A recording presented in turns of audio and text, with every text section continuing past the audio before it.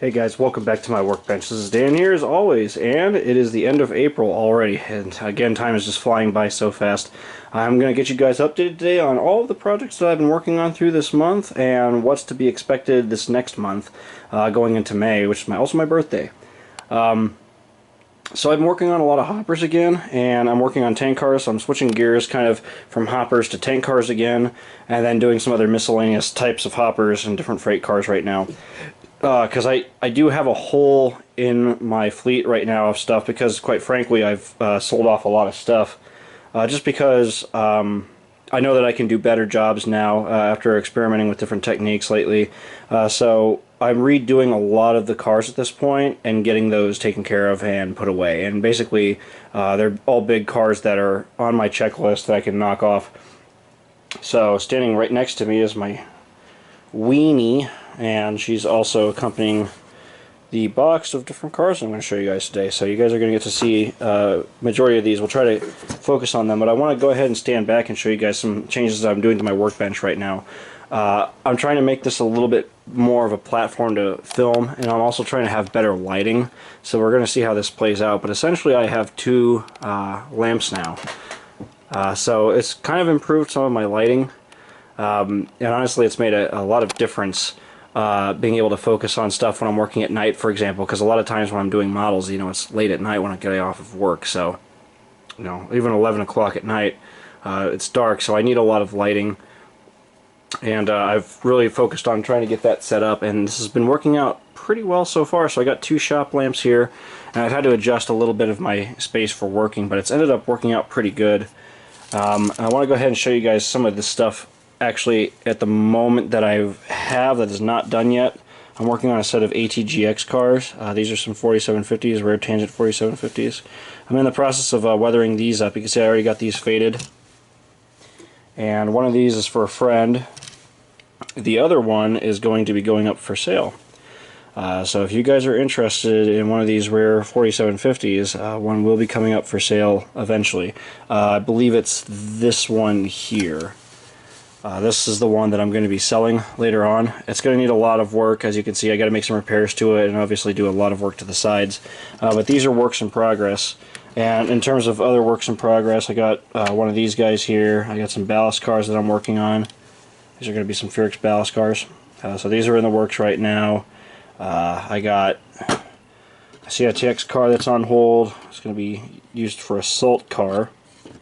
And then I have this rare WLPX 50, well actually this is a 5701 covered hopper. These guys are really hard to find. There's some dinguses on eBay that put these up for $75, and just forget that. Don't pay that much. This one popped up on eBay for $15, buy it now. I bought it right away.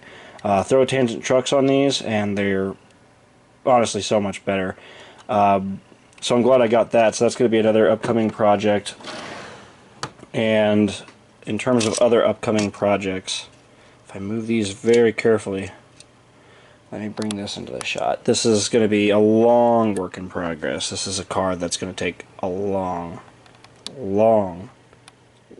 time. This is a CSXT 4750, obviously.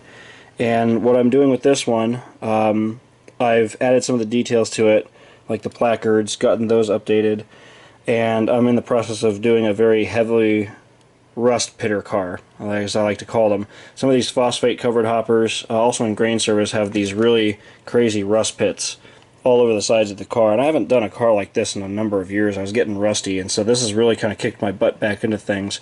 It took me about, I don't know, 30 minutes just to get one side done. That's how long it took. It was a lot of work. Let me tell you, it was a ton of work. But that's what it takes to do a car like this. I've been really putting this project off and doing a lot more of kind of the easier cars. But as of lately, I decided if I'm going to do more CSX 4750s, I need some cars that are going to look a lot more dirty, a lot more weathered up. So I decided to kind of go with more of a pitted look.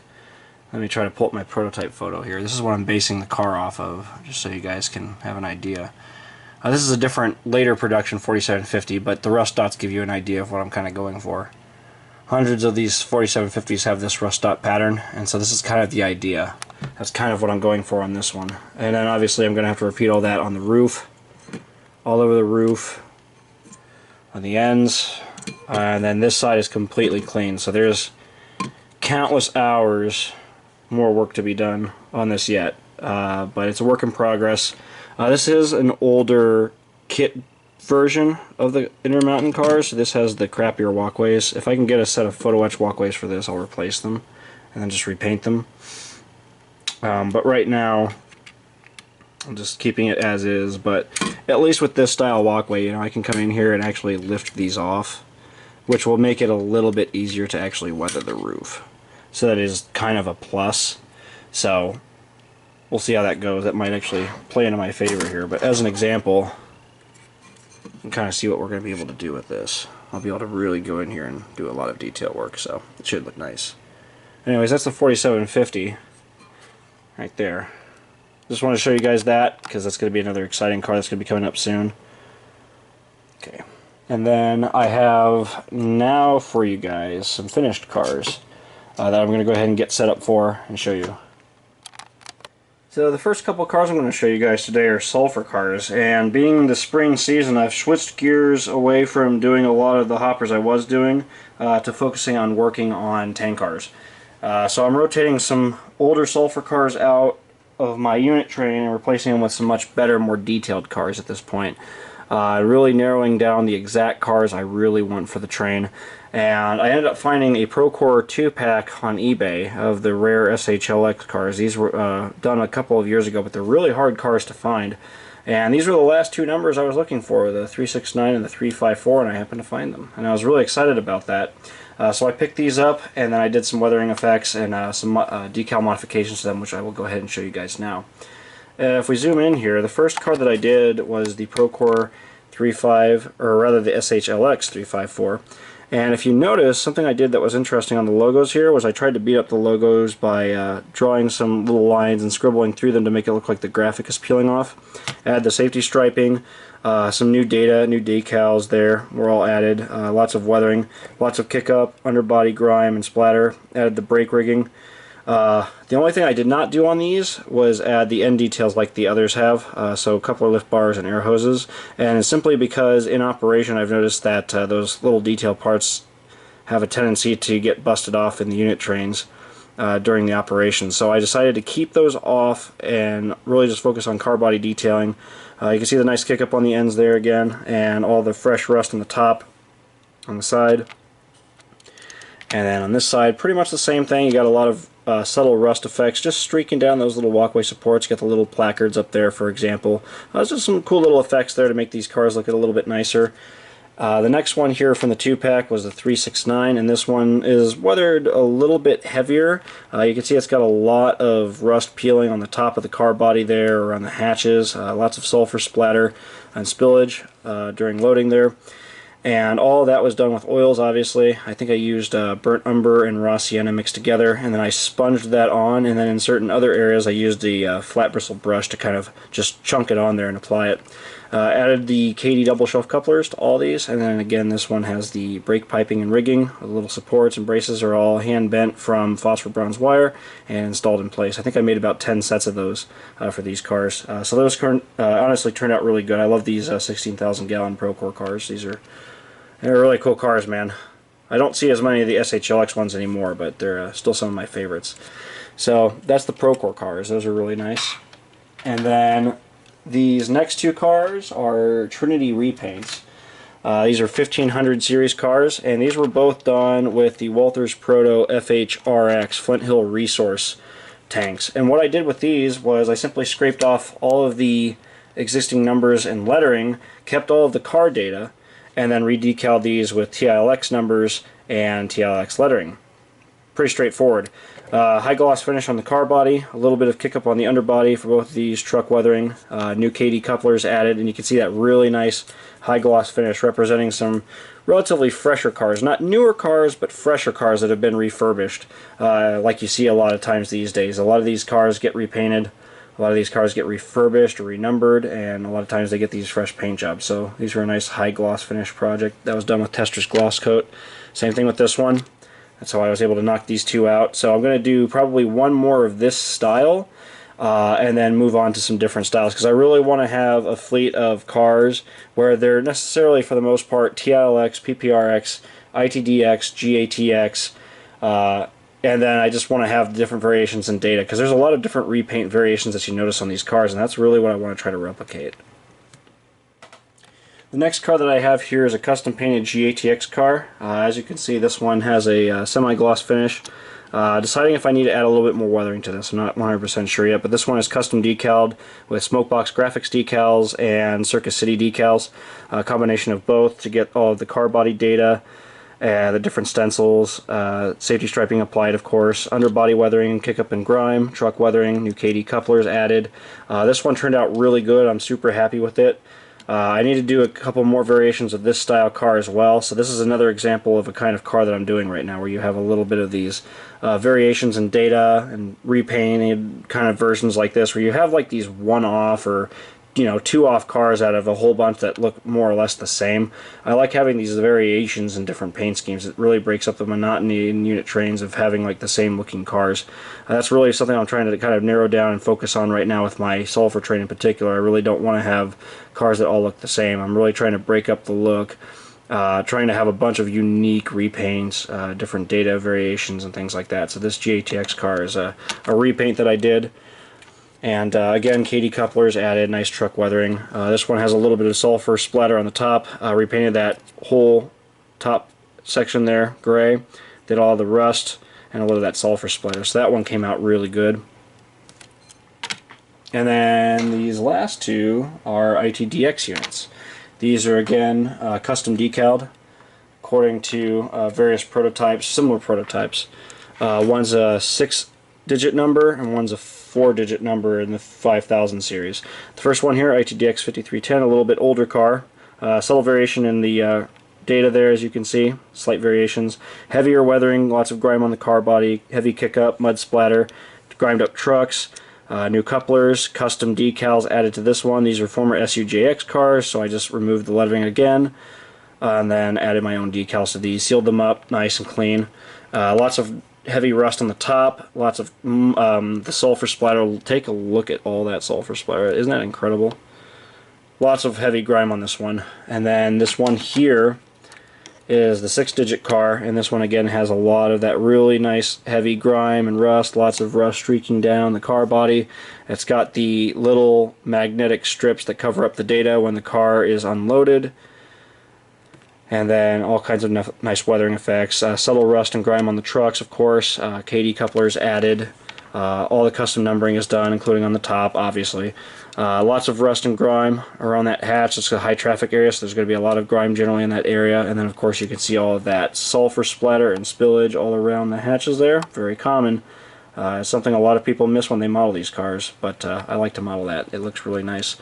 So that's some of the Sulfur cars that I have right now, and I have 6 more of these that I got to do. So I'm going to be doing some more GATX units, ITDX units, and possibly some more TILX units, and kind of whatever else I can find reference photos of that kind of operate in the K-Series train that still operates through Fostoria. Now we're going to move into some covered hoppers, and the covered hoppers that I have here so far are Atlas, 5701s and 5800s. At least that's the type of car that I've been working on. This first one is a 5800. This is a custom painted ADM car. This started life as originally a Cargill car, and I stripped all the lettering off and re-decaled the entire car, and then did a lot of weathering on the sides to get this thing dirty.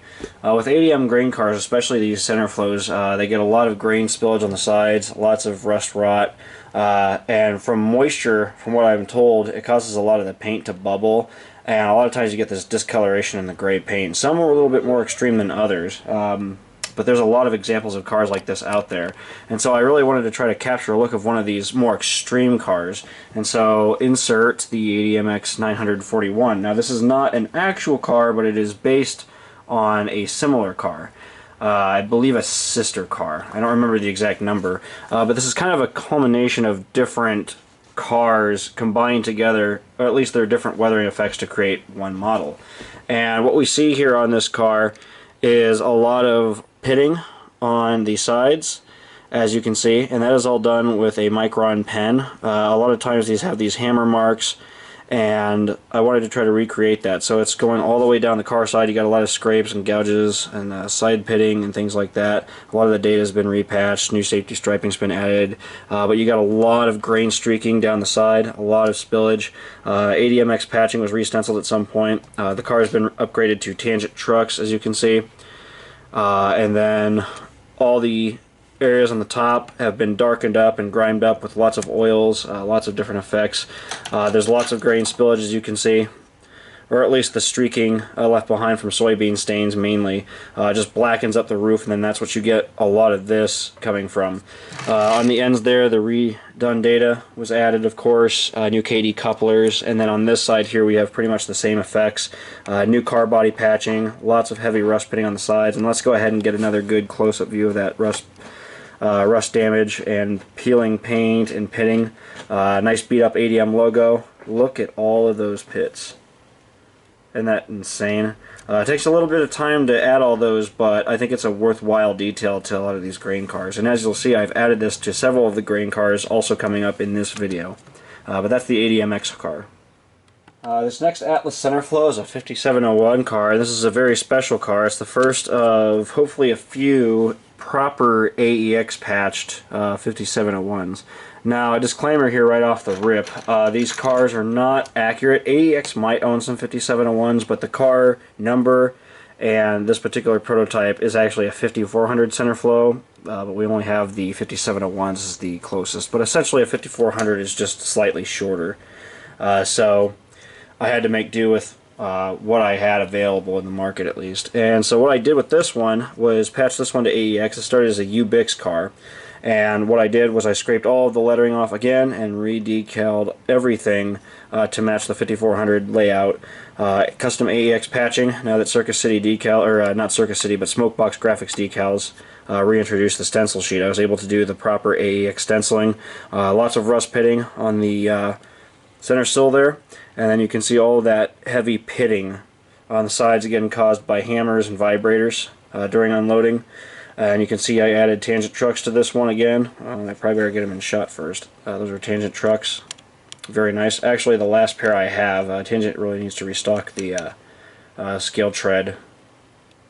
Anyways, a little bit of grain spillage on the side, but otherwise the sides are pretty clean. I just darkened the sills a little bit, the weld seams, and then you got these very subtle little streaks of black just coming down from the roof there. But the patching looks really good. The end patching is really nice. Lots of grime on the end bay there on the floor. Lots of rust building up on these walkways. That's all done with oils. And then on the top there's the amount of grain spillage and streaking and everything that's coming from that. As you can see, it looks really nice, and it took a little bit of time, but it was first done with oils, and then I followed behind with powders to kind of really build up a lot of that effect, and that turned out really good. Making sure I'm on the right side here. There we go. We need to go on this side, I think. Yes, there we go. On this side here, there's a lot more heavier rust pitting, and then there's the custom number, all the detailing, some minor patching there and there, as you can see. But overall this came out really good. So I would like to make one more of this style AEX car for the train, and that is just about all of the 4 big grain cars I think I'll really need. But this one turned out really good. There's some heavier rust coming down from this portion here, and then there's some various bits of streaking, things like that coming down from the roof walk as well, underneath the roof walk. Okay, I told you guys I had some 5161s I wanted to show next, and I'm going to go ahead and insert these into the shot. These are both AEX 5161s. I've been doing a couple of these for to actually sell off. 2 for a friend of mine in exchange for some new box cars, and then 2 for myself. So, with these are custom decaled with AEX patch decals that I had custom made by Matt at Circus City Decals, so thank you, Matt. These are both in fertilizer service. There's a lot of white streaking on this first one. Otherwise, they're both weathered essentially the same. This one does not have load spillage. This particular one does. So let's go ahead and look at some of the details here. On the sides, I used a lot of oil effects to build up the rust patching. And this was all done with sponge work. I added safety striping, the new patching, the decals of course, lots of grime and streaking on the underbays, kick-up of course. Once I did all the oil work on the sides, let it all dry up, I then went in and streaked down some of the load spillage with white oils, so it's all over the top, all over the hatches. As you can see, the hatches are nicely grimed up. This one's got all the kick-up of course, because you got to have the kick-up on those end bays, and those end cages everywhere else. There's the load spillage on this side, and then the other end there with that kick-up. So this is a really good example of one of these cars that I've been doing, or at least this style of car. I think this one turned out really good. Lots of grime, mud splatter, dirt and grime effects on the trucks, of course. My little signature thing is going in detail with the trucks. But this one here will show a little bit better kind of the oil work that I was doing. So this one has the really patchy rust on the sides, and that's from moisture. Condensation, as far as I know, from the grain inside the car. These cars get a lot of moisture on the sides, and it builds up, and you get these interesting little patches of rust that kind of form on the sides, or at least that's what I was told that's how it happens. But anyways, on these Trinities, you see this a lot, and so I wanted to model cars that had that. That was all done with sponge work and 2 shades of oils. I used burnt umber and raw sienna to do that effect. There's a good look at the patching, those custom decals, safety striping added, lots of little scrapes and pits. Same thing on the base. And then on the opposite side you have the same thing. This side is a little bit heavier in terms of that rust, of course. And then of course you got the kick-up as well. Very nicely done. So those are AEX units. Those are in fertilizer service, and I think they turned out really good. There's a look at the hatch there too. Lots of that rust around the hatches. Painted the lock bars, the little hinges and things. Those are all metal components, so those are going to rust very quickly. But the hatches are fiberglass, so these don't rust. Only the metal components do. So it's a little bit tedious to have to go in there and brush paint all those, but it's a worthwhile effect to do. That adds a lot more authenticity to your model, especially with covered hoppers. Alright guys, so to wrap up this update video, I'm going to go ahead and show you guys one of the locomotives that I was able to crank out as of recently. This was a big project on my bucket list of units to do, and with Athearn's recent release of the Wheeling and Lake Erie 5391, I was able to make this long-awaited project an actual reality. So, this is the 5391, obviously. This is one of the last remaining operational original Rio Grande tunnel motors. Now, unfortunately, this unit has been renumbered to 5412, I believe, or 5312. I don't remember what the Wheeling and Lake Erie number series was, but they did an absolutely ugly job redoing all the patching and everything like this. So this is backdated to look as it did a couple years ago before it ended up going in the shops and getting a lot of work done. The paint was mostly original, except for the nose. The nose was modified, some other things, replaced the number boards. But on this locomotive, Athearn actually did a pretty good job with it.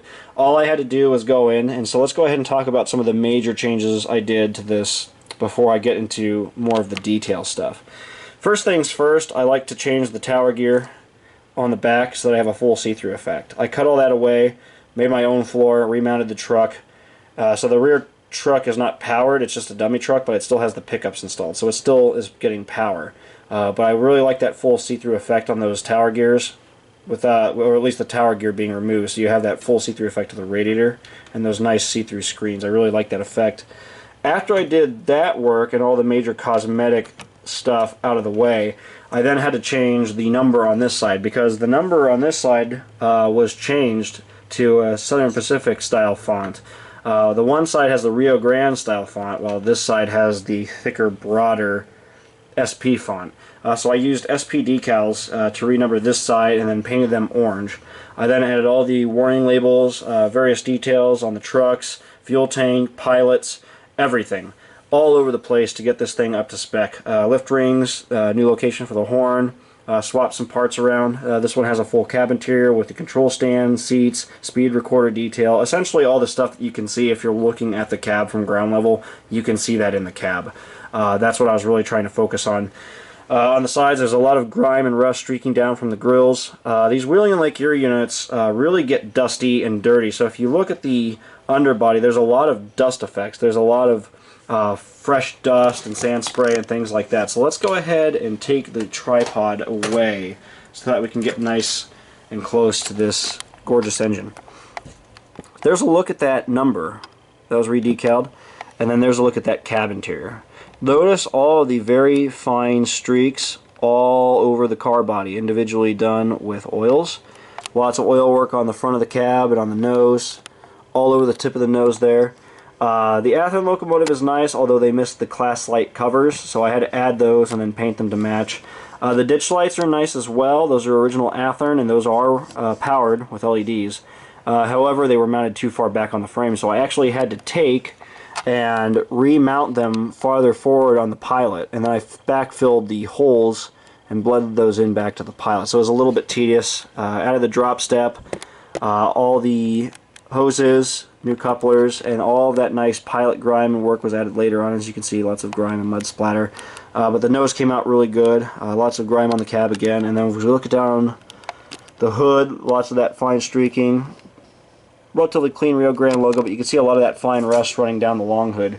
And then of course all the dust and grime all over the trucks. Appropriate fuel tank details added. Lots of the little cabling on the truck, of course. Added the air filters. All kinds of really nice effects to this thing to get it up to par. And on the roof I did a lot of grime, and then there's a lot of really cool paint scrapes, peeling paint effects, all kinds of cool stuff done up there. Take a look at that. Just absolutely incredible. It came out so good. And I was just having a heck of a fun time weathering this thing, I'll tell you what.